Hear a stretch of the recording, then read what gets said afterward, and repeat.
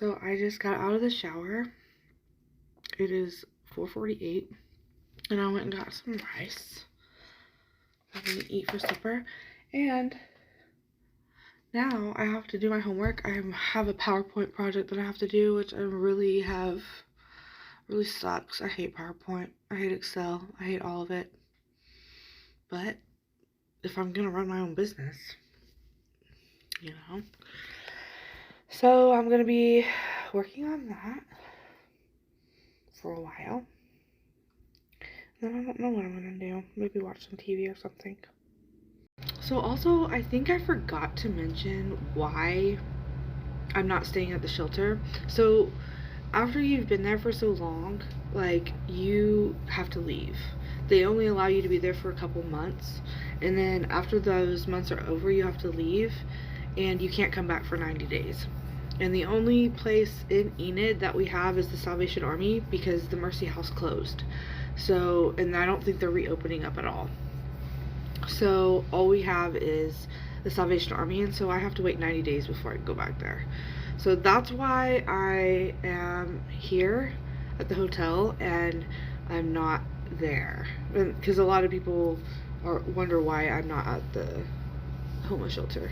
So yeah, once you've been there for so long, you have to leave. And also, it was so crowded that everyone was sick, and just every time you get better, then you get sick again. And my body, like, I slept. Whenever I left and I came here, you know, from getting up, because you have to be out of the homeless shelter at 7:45, and then I'd go to class all day, and then I would, we'd have to be back at 4. We'd have to be there to check in, and then we would do chores and everything, and the light would have to stay all the way, like, the light would have to stay on until 10 o'clock at night. And so you only get that little bit of time to sleep, because people are talking, you know, people are loud. You can't just sleep whenever. A lot of people don't realize that that's what it's like, but it's like that. Like, you don't just hang around and sleep. But as soon as I left there and I came to the hotel room, I literally slept for like 3 days straight. I went to class and I'd come back and sleep, because I was so exhausted from being sick all the time and then only being able to sleep a little bit at the time. So yeah, when I got back here, I crashed out. It's funny, so I'm working on my presentation, and it's about what house you want after you graduate. And so you have to do a house that you want and a house that you don't want, and the pros and cons for each of them.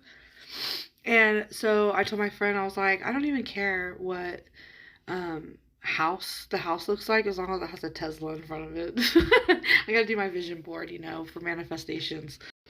So I'm going to talk about the internship real quick before I like wrap this day in the life of Chasta up. But so in 2008, I think it was 2018, like, I saw what SpaceX was for the very first time. Like, I loved it, because I've always been somebody that loved space, that loved the stars, you know, that, you know, just stuff like that. Anyways, so I was like, ooh, this Dear Moon project that's coming out. I was so stoked, you know, but I did use back then. And I was so stoked, and I was like, I'm going to do this Dear Moon project, and blah, blah, blah. Well, things happened, and I ended up going to rehab. And while I was in rehab, they did the application process and all that stuff, and the people at the rehab wouldn't let me.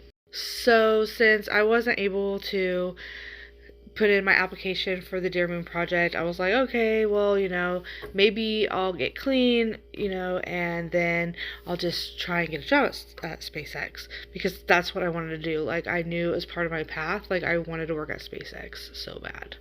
And so I applied at SpaceX about, I don't know, 6 months after I got out of rehab, got denied.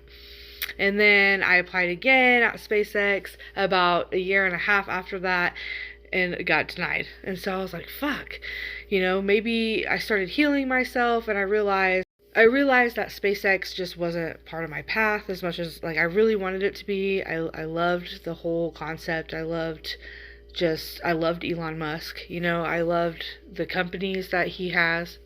And so I was like, maybe this just isn't part of my journey.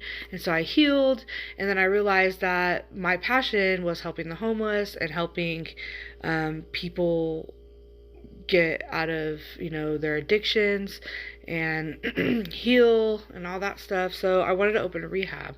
So I started this business plan. I've been working with people at Votech and going to college while I'm homeless just to get this business plan going. And like, I couldn't get any help around here. Like, nobody would help me. I don't even know if the numbers on my business plan was right. But, the last year I've worked really, really hard getting my grades up, and I was like, okay, well, maybe since I'm going to school and stuff, maybe I'll find somebody that would be able to help me with this business plan and tell me what I need to do to run this business. And nobody would help me. Like, literally, I think it was for a reason. So I would look, for different ways, and I was like, you know what, maybe I just want to look and see if SpaceX has any more openings. Like, never give up, right? So I went and I saw this internship for business, like basically learning how to run a business and stuff. And I was like, dude, no way. It's an internship. It's only 3 months. It would be perfect for me. And I would gain so much from this 3 months, I was so happy whenever I saw this. And so of course, I put in my application, and I was like, they had all these qualifications, like you have to have a 3.5, which I do now. And they were like, you have to be in a bachelor program, and I'm just in an associate's program. And I was like, oh, please. So I was like, you know what? I'm going to do it anyways. Because I was like, doesn't Elon always say, like, do it even if the odds are not in your favor? The odds are definitely not in my favor for this. But I have the drive, I have the discipline, So I put in my application, and I literally, I really did a stupid move, and I put all my eggs in one basket, which I shouldn't have. Even my sponsors, the only time all your eggs should be in one basket is during Easter, when you're hunting Easter eggs. And I was like, motherfucker, bro. But man, go big or go home. I might as well, let's just do this. What's one more no? They've already told me no 3 times, so it's fine. We're going to do it one more time. One more time.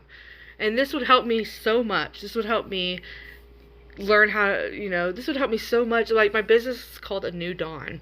And it would just, I would never be able to repay them for me to be able to have this 3 months. You know what I'm saying? It means that much to me. So I don't know. I haven't gave up hope yet.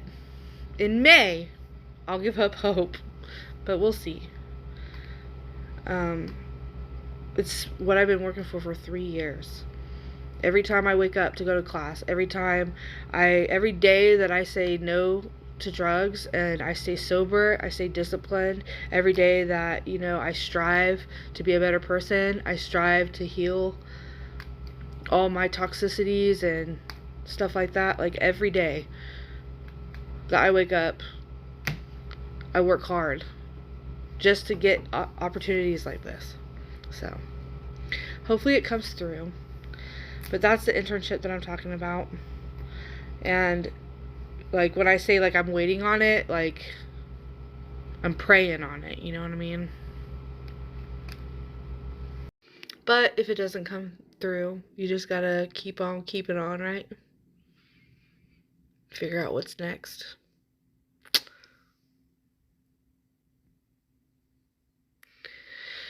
Anyways, I'm gonna eat supper. So anyways, that was a day in the life of a homeless college student living in a fucking hotel. And it was a lot in my car because, yeah, I drive a lot. But anyways, I hope everyone has a good night. I'm going to eat this and then crash out, so...